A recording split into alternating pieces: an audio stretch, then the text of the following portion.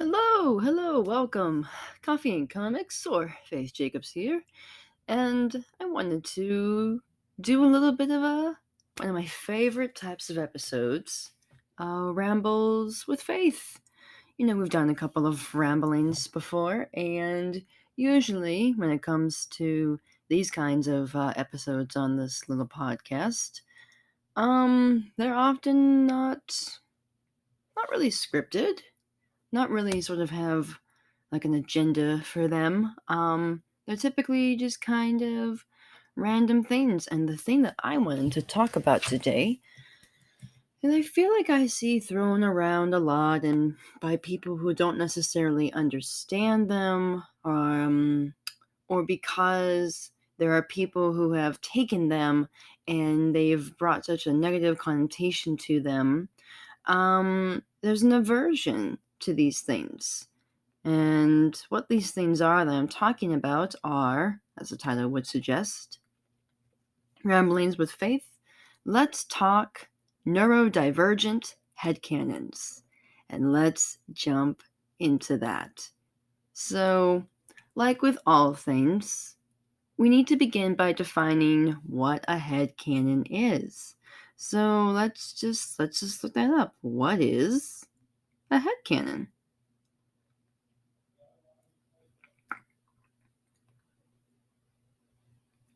So, a headcanon, according to Merriam-Webster, refers to something that a fan imagines to be true about the character, even though no information supporting that belief is spelled out in the text. So basically, in layman's terms, a headcanon is something that, let's take, for example, the character of Kanji Tatsumi. Random example. And let's say that I, as a fan of Kanji Tatsumi, think that Kanji is autistically coded. Now, in order to understand how headcanons and autistically coded things work, we also need to define what it means to be autistically coded. So keep in mind, a headcanon is something that a fan comes up with. It's something that they believe about the character in front of them. For example, I believe that Bigby Wolf could be neurodivergent. And hopefully, coming up at some point, I'll be able to bring to you all an episode that I've been kind of brewing ideas for, where I actually talk about why I think that Bigby Wolf is slightly neurodiverse, and why so many neurodivergent individuals might see themselves in a character like Bigby. But that's a completely different topic for obviously a future episode that I really, really, really want to do. And I hope some cool things can happen when that episode is released. But for now, let's focus on what it means to be autistically coded. Autistic coded. So what's the definition? Autistic coded meaning. For autistic fans, and this is coming from autistic coded characters and fans in fandom. For autistic fans, an autistic coded character is not merely a character they would like to be autistic or that they see a few sprinklings of autistic traits in, but one who is so obviously autistic that they must actually be autistic. Now, again, that's the internet's definition of that, but I would say an autistic coded character is someone who, now, I might disagree a little bit. I would actually say that an autistic character is someone who does have very autistic traits to the point that we just happen to see ourselves in them. And it could be argued and debated that because of the lackluster autistic representation that exists out there in shows such as Atypical or others, the thing that I think happens when those on the spectrum tend to find these different characters is we look at them like, okay, for example, so many people are like, Shaggy, like from Scooby-Doo, Shaggy does weed. And there's like, he's always hungry, blah, blah, blah, blah, blah. He has the munchies, la, la, la, like an old generation of Scooby-Doo fans would argue that because Scooby-Doo was made in the 60s and into the 70s and into the era of like, I'm really going to say this. I don't know if I'm gonna have to. Never mind. You know what I mean? Like there, people would say that Shaggy does weed. Just I couldn't find my words. My apologies, people. People would say that Shaggy does weed, and then that's why he's so hungry. That's why him and Scooby are so hungry. But like looking back on Shaggy now, as a young adult myself, I don't see Shaggy in that way. As a matter of fact, Shaggy seems very, how do I say, like aware of his, his surroundings. He just seems like he's a bit of a klutz and a goofball. And he, particularly, I think the Matthew Illard incarnation of Shaggy from the 2005 and 2006 movies, I really feel like that version of Shaggy is just a character who is sweet and endearing and a bit of a goofball and, really cares for the friends around him. And he's just highly animated. I feel like even Casey Kasem was like, I never read in the script. I never read Shaggy as having this weed addiction or something. I feel like I read that somewhere. Like Casey Kasem was like, "Yeah, where in the world did you get the idea that Shaggy was high on weed? He's just a very lovable dork, dork of a guy, who's really highly animated." And I mean, do we say that of a character like Goofy from Disney? Goofy's highly animated. What makes him any different from an archetype like Shaggy? And we're getting off on a tangent here. Woo! Welcome to the Tangent Express. but my whole point to that is like I could look at a character like Shaggy, and there are things that there are like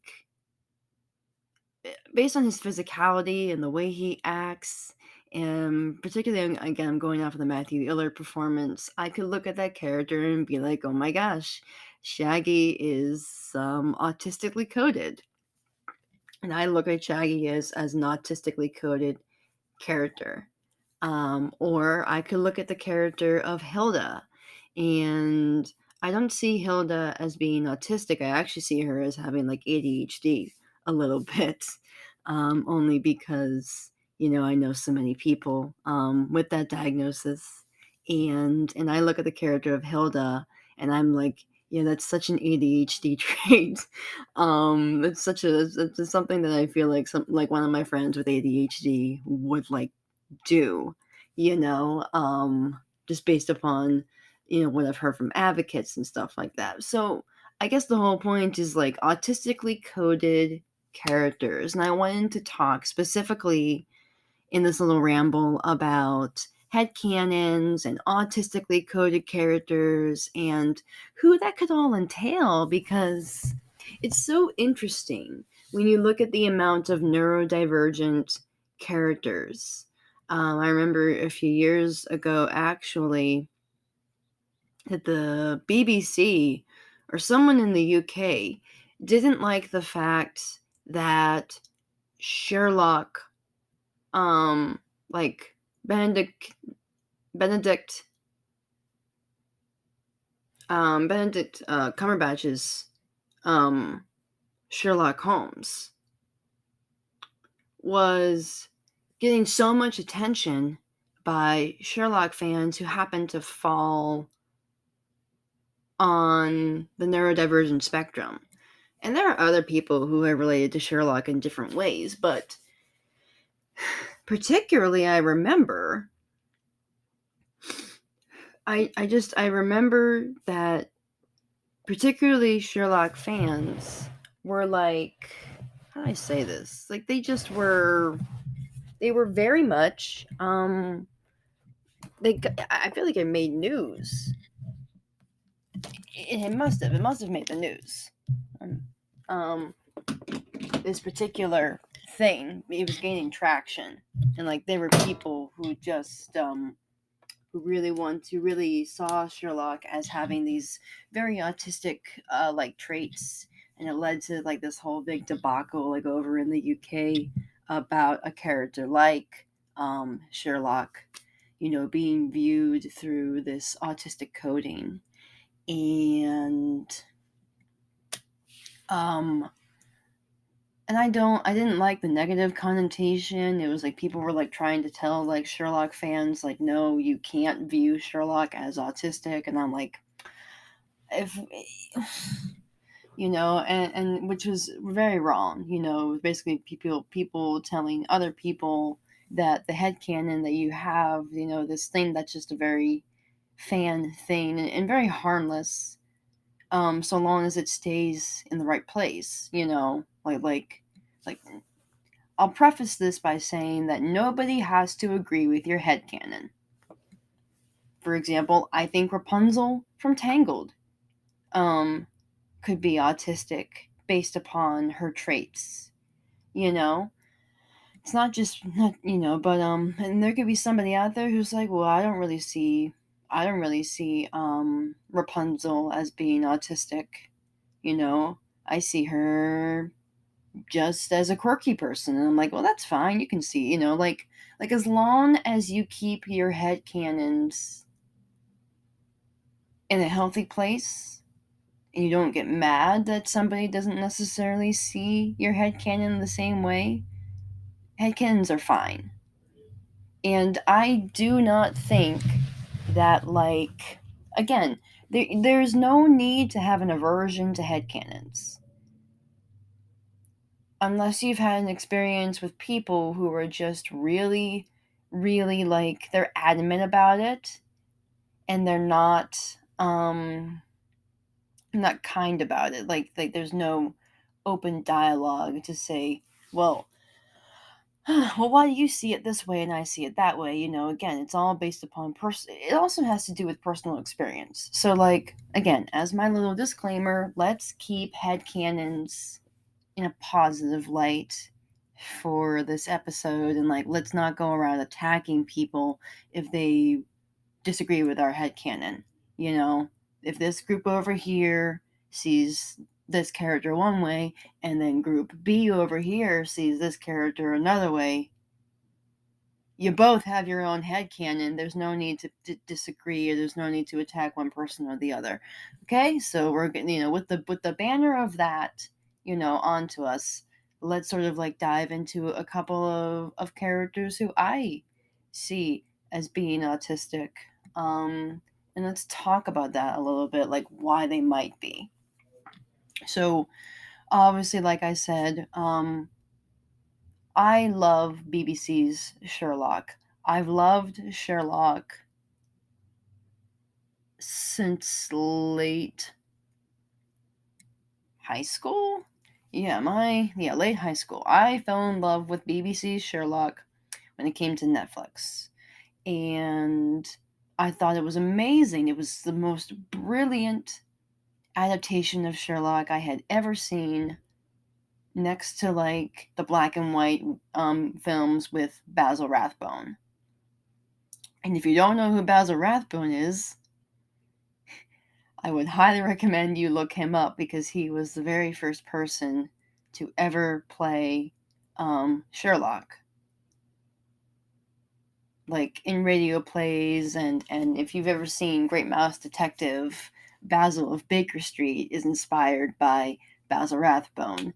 And again, I'm such a big Sherlock fan that it's definitely something that is a high interest point for me, for sure. So, and if you love Sherlock and we get to talking about Sherlock, I for sure will probably love you.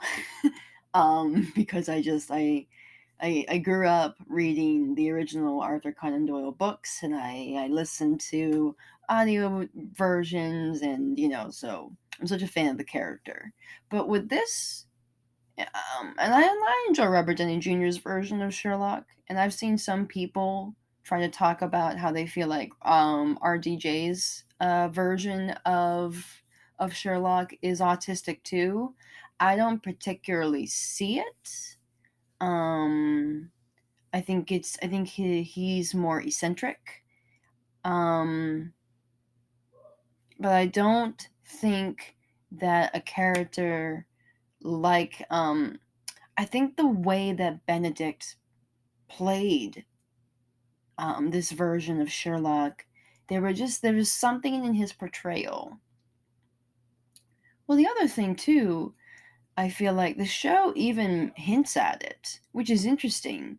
Like there's at one point the BBC show, I think it's like they're at Sherlock's parents for like a holiday, it's like it's Christmas or something. They're up at the house and Watson Watson is played by Martin Freeman, like he walks out and it's him and it's Mycroft and they're talking about something. And at one point, all I remember, because it's been a while since I've seen the show. It's left Netflix at this point. I hope when it comes back I can watch it again. But or I'll just buy it on DVD. I should do that. But I feel like at some point Watson comes out and Mycroft makes a comment about Sherlock's behavior and Watson says something along the lines of, and now mind you, this term is so outdated now and the DSM-5 has changed, but at that point it wasn't. It was like his Asperger's, and it was like, I don't know if the show was like I don't feel like it was poking fun or making light. But I feel like it subtly hints that Sherlock might be autistic with that particular phrasing right there. Again, it was the phrasing of the time. I forget what season that episode is.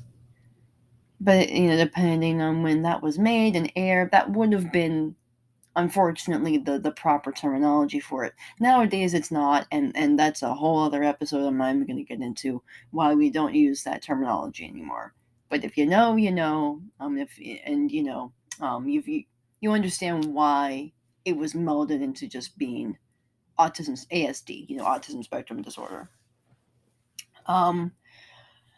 So in essence, I see, so characters for me who I headcanon as autistic and who quite a few people do, I would say that I've always kind of leaned more towards, again, with the representation for autistic characters being so spotty and oftentimes done wrong. I feel like the autistic community is just trying to grab onto anything that could even be remotely related, or autistic coded, as mentioned previous. And so characters like Sherlock, um, I a character who I to this day, I know that some people are like, oh yes, he is so autistic. Is the character of Sheldon Cooper. I don't like that connotation. There's something very off-putting about Sheldon, and as a character who some people say, oh my gosh, he's got to be autistic, and I feel like it's because Sheldon leans into stereotypes. Not that Sherlock doesn't, but there's something about Sherlock that's endearing. Whereas, and this is just my personal bias, because I don't really like the character of Sheldon, I feel like with Sheldon, I didn't find that character endearing. He just seemed obnoxious and annoying, and to have the connotation of the character being, autistically coded, I have a problem with that. Particularly, I just do. So I reject Sheldon Cooper as an autistic headcanon, which again, no shade to anybody. If you see yourself in Sheldon, good on you. Um, you know, I think a better characters who I would say are autistically coded would be a character like Keith from Voltron and Pidge. Keith and Pidge in particular, definitely I say are two characters who fall like subtly. Like Keith is more subtle and Pidge is quite obviously autistically coded. But Keith is more of like a subtle like autistically coded character. And I would say that if you're gonna look at anybody for like your quote unquote autistically coded representation, you would want to look at Pearl from Steven Universe or Peridot. Pearl and Peridot, or I could see those two characters being, examples of being autistically coded. I don't know much about Pearl and Peridot, but I can see it. And then the other character, I'm trying to think of another character. Well, so my latest love, I was sick one day, and I've discovered Doctor Who.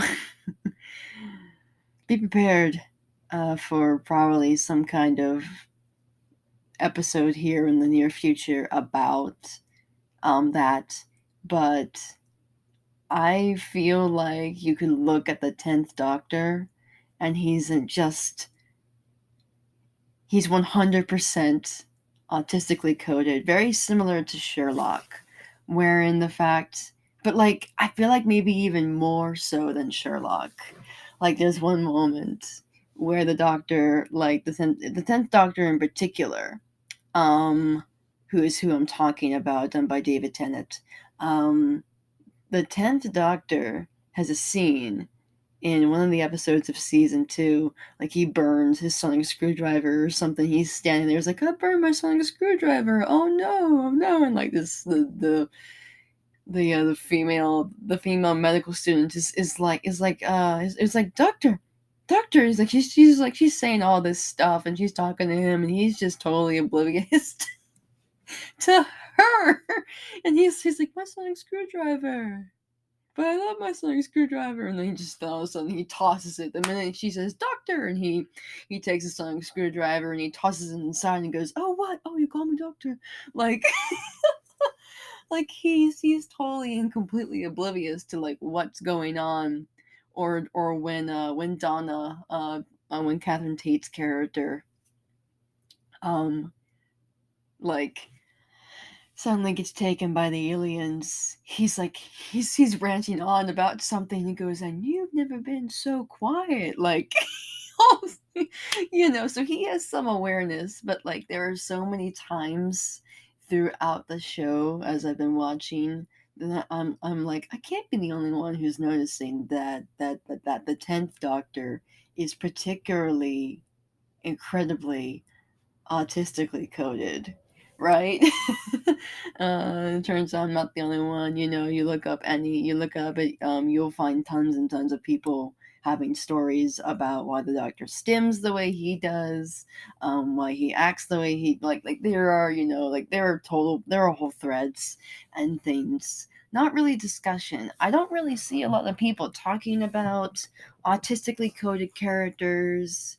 I think I've seen like one other video and stuff, but yeah, I don't know. I'm just sitting here. Like I said, these are rambles. They're little short segments of just me having like rapid fire ideas and being like, ooh, before I forget, how about I just scream into this mic and we can just talk about autistically coded characters and why headcanons aren't problematic.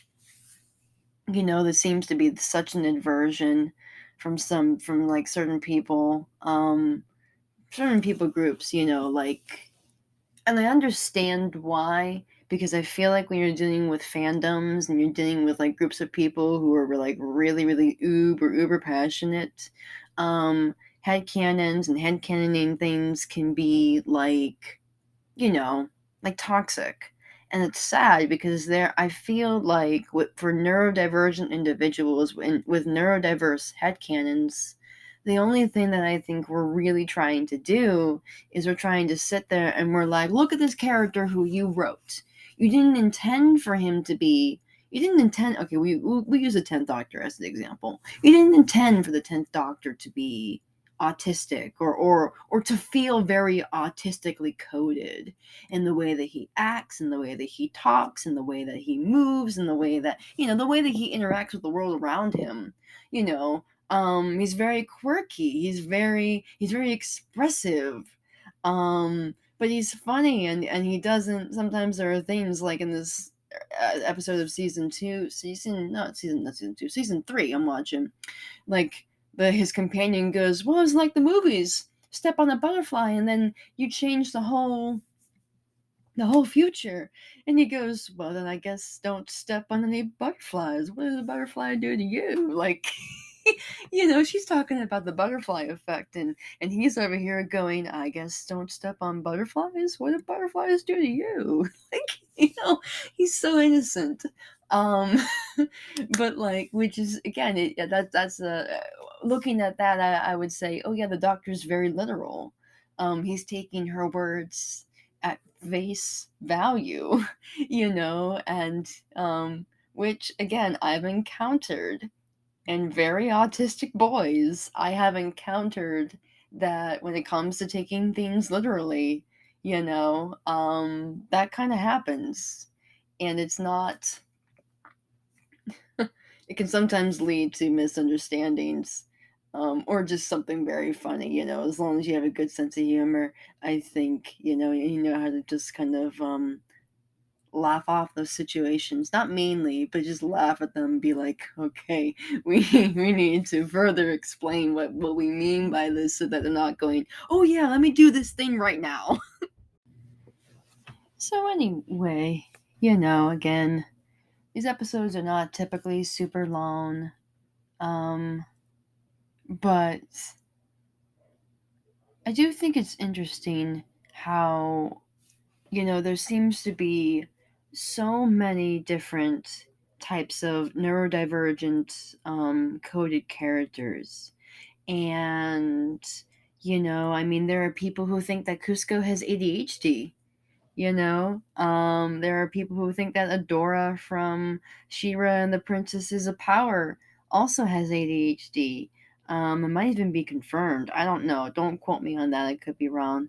But it is interesting to me that there are different characters throughout different forms of media, whether it's video games or television or it's movies, and we can look at these characters and we're like, yeah, there's a ton of autistically coded characters. And these autistically coded characters exist. And they exist because, I don't know, the autistic community has been looking and looking and looking for the representation that's going to be the person who they are. And I've talked about this before, being someone who is autistic herself. I, more than anything, waited and waited and waited and waited and waited and waited and wanted representation for myself too. And eventually I had to sit there and go, yeah, nobody's going to write write the representation that I so desire. Because, number one, it's a spectrum, it's vast, and not every story has the capacity to be told, unless by the person who's lived that story. It's not to say that it's impossible for the stories to be told, but sometimes that story has to be told through your eyes and your experience. You have to be the one to make that representation. Stop sitting there and going, I want representation. I want representation. I want to see this kind of character, that kind of character. Of course you do. And it's not that wish isn't valid. wish and your desire to see these kinds of characters who look like you, sound like you, act like you, are they're valid. Those thoughts and those feelings and those wants and those desires are valid because I felt them too. But the difference is I had to make it. And so that's why Jacob exists. That's why Edgar exists. That's why Malachi exists. I would say that Malachi has a little bit of ADHD in him, just because I think I was surrounded by so many different people who I've met and worked with, and I think in the circle of people who I know personally and who I've talked to and the artists I'm surrounded by, and that kind of stuff.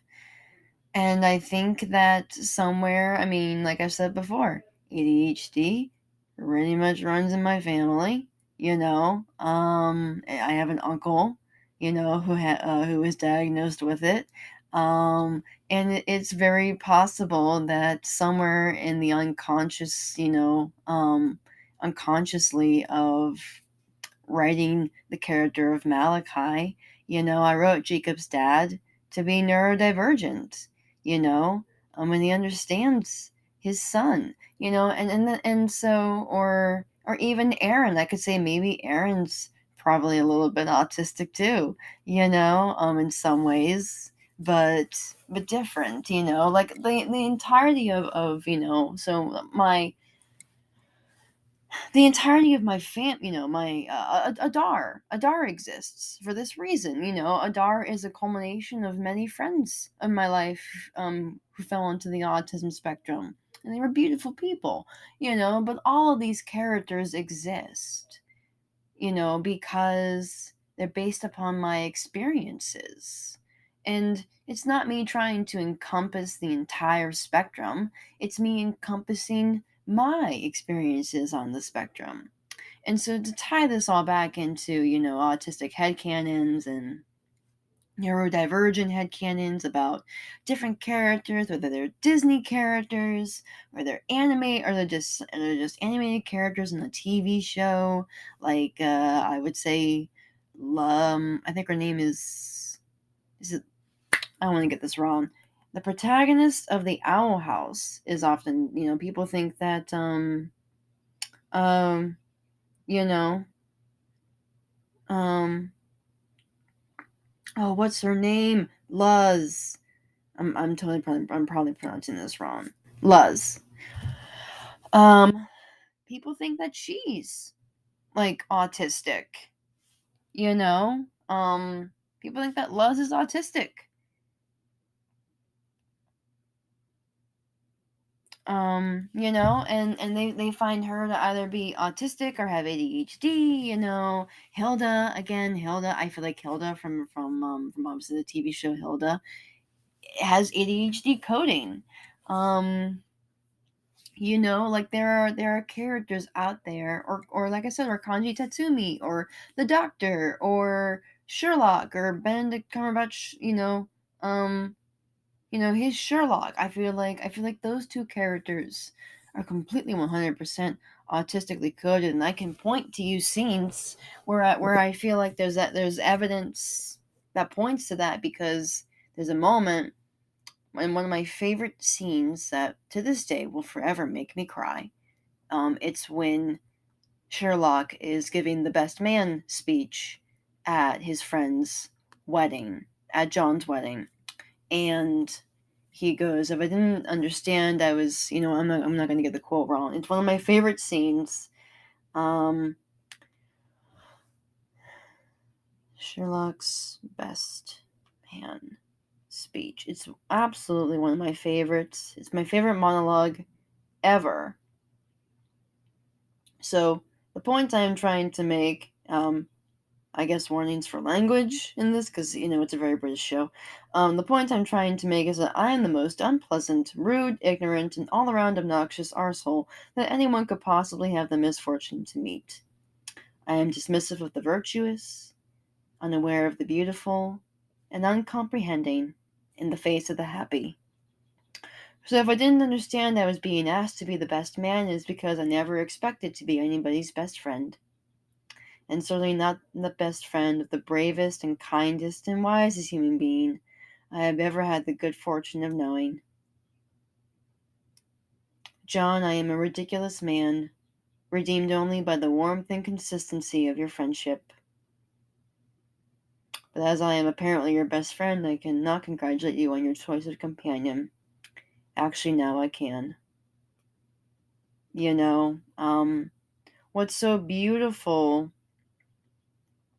about the wedding speech to me is like, it's so endearing. That scene to me, because I've watched Sherlock, BBC Sherlock so many times, that scene to me and that speech to me is the most endearing, piece of writing, and it's one of my absolute favorites. Not only because of the performance, but what makes it even further endearing is like everybody starts crying in the room, and Sherlock looks at John and goes, "Oh no, John, did I do it wrong? Why is everybody crying? Did I do it wrong?" And Watson just comes up and hugs him and goes, "No, you did great." Because again, Sherlock doesn't understand. There's a little bit of lack of understanding there about why people are crying. And I don't know. I find that moment endearing. I just find it very sweet, and that's what I mean. Like Sherlock, David Tennant's Doctor Who, with it was like butterflies. What did butterflies ever do to you? Like there are just characters out there who I think so many people on the neurodivergent spectrum, look at and they're like, yeah, I see me in this character. And I think that should be something that should be okay. It should be okay for you to look at a character who may or may not have necessarily been written with the intent to be autistic or have ADHD or have, some other kind of, neurodiversity within, written within them. It was completely probably unintentional, but just so happens to be so similar to the way that you've always lived your life. And to being authentically yourself. And when you're not seeing characters who are written authentically, well, then of course you're going to look for somebody who's written as authentically and as similarly as you. And that's why headcanons exist. That's why neurodivergent headcanons exist. That's why the whole autistic or ADHD coded and the whole neurodiverse, the coded characters exist. Because there are so many people out there who are like, oh man, if only this character existed on the screen for me. And then their faces light up when they're like, hey, look, the doctor's like me. Or hey, look, Sherlock's a lot like me. Oh, I feel seen. I feel accepted. Oh, Rapunzel's a lot like me. Said kid Faith in the theater when she watched Rapunzel on screen and went, that princess is like me. Yeah, I see myself in Rapunzel. She's kind and she's funny and she's quirky and she likes, it's like, and she likes to do art, but she's genuine and she's real and she's authentic. Gee, that character's a lot like me. What's so wrong with it? Nothing. Nothing. As long as you keep it in a healthy place. I think it's a wonderful thing for the neurodivergent community to look at a character on screen and go, Cusco's a lot like me. Cusco zones out a lot. But it's not that he doesn't care, he's not trying to pay attention. Huh, I see Cusco. Cusco's a lot like me. But to someone neurotypical, Cusco might be egotistical, uncaring, self-centered. Who else do you know in the neurodivergent community, based upon neurotypicalism, perspectives, who often gets told that they're those things? Ding, ding, ding, ding, ding. ADHDers and autistics. Why don't you care? Oh, you have no empathy. I do. It's just different than yours. And that's the thing. We see these characters and we relate to them because, it just is how it is. That's just how it is. And we're like, yeah, that's something I would do. I would react the way Keith does. I would react the way Pidge does. I would react the way Kanji does. Sometimes I talk too loud like Kanji. I would say the same thing. Yeah, what do butterflies ever do to you? My brain's a little bit literal like that sometimes. Oh no, my favorite, toy or something, There are things in these characters that are so intrinsically related to the neurodivergent experience that we just can't help but look at them and go, I claim you as being autistically coded because I see myself in you, and I don't see myself in the characters that they say I'm supposed to see myself in, because that's not my story, and that's not what I'm like, and you're not representing me at all. I'm going to go over here with this character who does represent me. That was me with Rapunzel.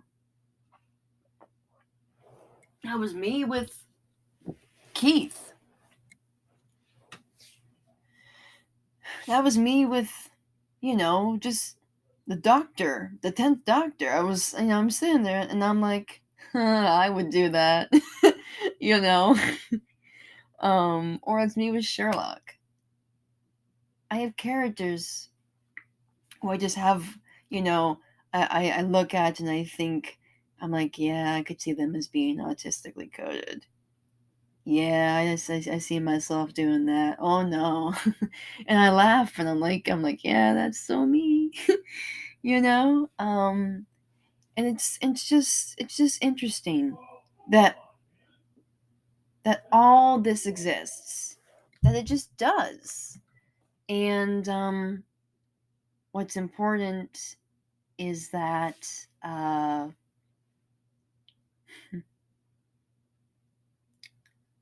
do I say this? Don't judge somebody just because you don't understand. Don't go, who, or, oh, haha, headcanons. Because, honestly, to somebody out there, that headcanon could mean the world. That autistically coded or ADHD coded character could really mean the world to somebody. And you can disagree, and you don't have to see it the same way, but don't react the way you do. Okay?